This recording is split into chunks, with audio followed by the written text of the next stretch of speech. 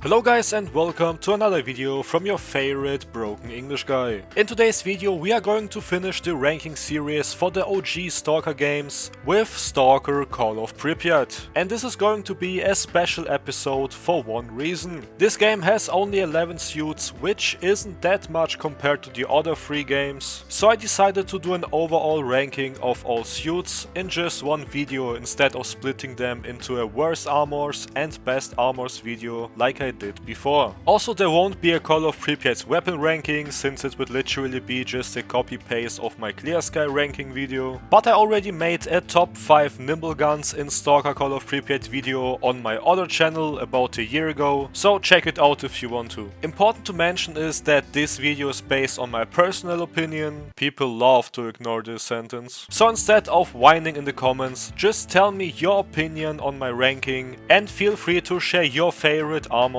in the comments down below. And now let's jump into the ranking. At number 11 we have the leather trench coat. Do I even have to explain why this is the worst suit? I will do it anyway, don't worry. It's much worse than your starter sunrise suit in almost every aspect. You can buy it right at the start of the game from OL, but honestly, why would you do that? It offers you almost no protection, and honestly there is absolutely no reason to buy it unless you are a masochist and just want to feel the pain without being completely naked, if you know what I mean. So only buy it if you are doing some kind of a challenge run. At number 10 we have the PS5N Universal Protection. This suit has almost the same stats as the Sunrise suit, with slightly better armor but slightly worse anomaly and radiation protection, which honestly doesn't make a significant difference. It weighs 2 kilograms more than the Sunrise suit, and there is zero chance to get any artifact containers on this suit. I know Duty is busy hunting mutants, killing cannabis junkies, destroying the zone, blah blah blah, but seriously, not even a single artifact slot? The upgrades are pretty solid, like increasing carry weight by 5% or improving energy recovery, but overall that doesn't change the situation of the suit, since the Sunrise suit has better upgrade options. You can get this suit for free if you give Morgan's PDA to either Freedom or Duty and get access to the Duty stash in Jupiter, but honestly don't waste your time using this garbage suits, just sell it instead.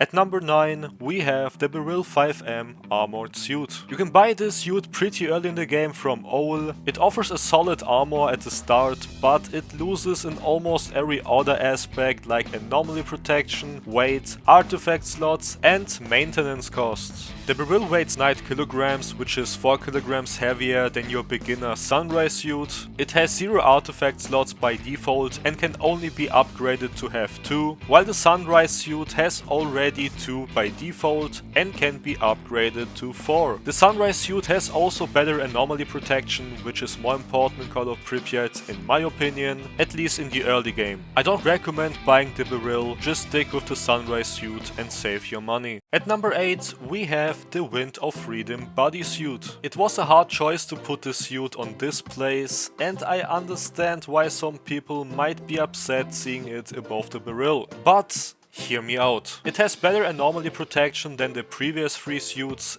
and even slightly better protection than my favorite benchmark, the Sunrise suit. It weighs only 4 kilograms and comes with 2 artifact containers by default, which can be upgraded to 5. Something pretty rare in Call of Pripyat. The upgrades are almost a copy-paste of the Sunrise suit, and you can get it for free by siding with Freedom during your playthrough and later receiving it as a reward. But still, both the Sunrise and Wind of Freedom suit will lose relevance later in the game. At number 7 we have the Sunrise bodysuit, and here comes the benchmark suit. You already own the Sunrise suit at the beginning of the game, which is actually pretty unique compared to Shadow of Chernobyl, Clear Sky and Stalker 2, where you start with a leather jacket. However, it has decent anomaly protection and starts with 2 artifact slots, which later can be upgraded to have 5 artifact slots. You also get access to great upgrades like health restoration and increased carry weight. The armor is pretty weak, but in the early game that doesn't really matter as much as anomaly and radiation protection. You can easily use this suit for a long time if you want. And now we are entering the top tier section of this ranking. At number 6 we have the PSC 9D Duty Armor. This suit is basically the best alternative to the exoskeleton because of its amazing armor stats. Sadly, that's the only real advantage of this suit. Like typical duty gear, there are no options to install artifact containers. The anomaly protection is pretty low and can only be slightly upgraded. This suit is fully focused on combat, not exploration or artifact hunting. You can get it for free later in the game if you side with duty and earn the Friend of Duty achievement. Honestly, for me, duty has the worst armors in Call of Pripyat, and I think siding with freedom is the better choice, unless you are a hardcore duty fanboy. At number 5 we have the Siva suit. You can buy the Siva suit from Nimble or Hawaiian, which you will need for the Pripyat Underground main quest. It has a pretty weak bullet protection at the start, and even with upgrades, it's not great for combat. But for exploration and artifact farming, it's one of the best suits in the game, thanks to its amazing anomaly protection. It starts with 2 artifact slots and can be upgraded to 5. All in all, it's a great suit and definitely worth using, but in my ranking, it's only good enough for the 5th place. At number 4 we have the Freedom Guard bodysuit. This suit offers good anomaly and radiation protection, solid armor and up to 4 artifact slots. You get this suit for free after earning the Friend of Freedom achievement, which happens pretty late in the game. And that makes the suit less relevant in the late game, but it's still a good option if you side with freedom. Overall it's solid,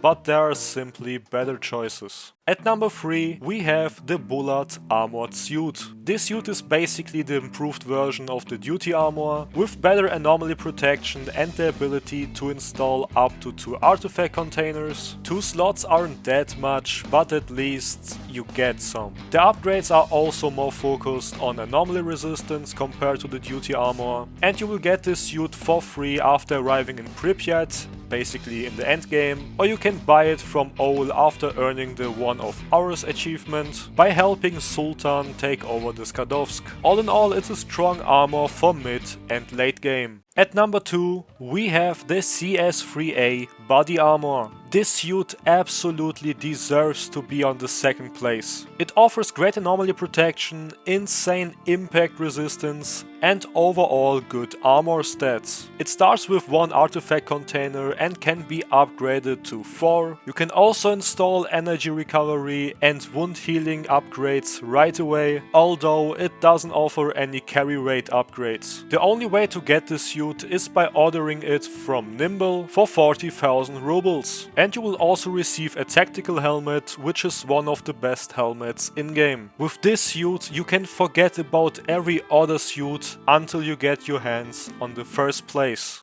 And at the 1st place we have the exoskeleton. In the early game it's expensive and pretty useless, but after arriving in Pripyat, getting the calibration tools and with that unlocking the servo boosters upgrade, it becomes the best suit in game. And finally, the exoskeleton made it to be the best suit in this ranking series and not one of the worst. Once you can sprint in it, you get the best armor in game with decent anomaly protection, increased carry weight and up to 4 artifact slots. And also tons of other upgrades that make it lighter and even stronger. You can buy it early from Nimble for around 60,000 rubles, but without the ability to sprint, it's not worth it. So wait till you reach Pripyat. I love the exoskeleton and always use it in the end game. So guys, that's it. Next we are going to rank all guns and armors in Stalker 2, and I'm planning to make it even more detailed than usual. But first I want to wait for the 2.0 update to drop. Maybe we will get new guns, new features, or even some balance changes. Like I said before, tell me your opinion on my ranking and feel free to share your favorite armors in the comments down below. Stay tuned for more Stalker content and I will see you in the next one.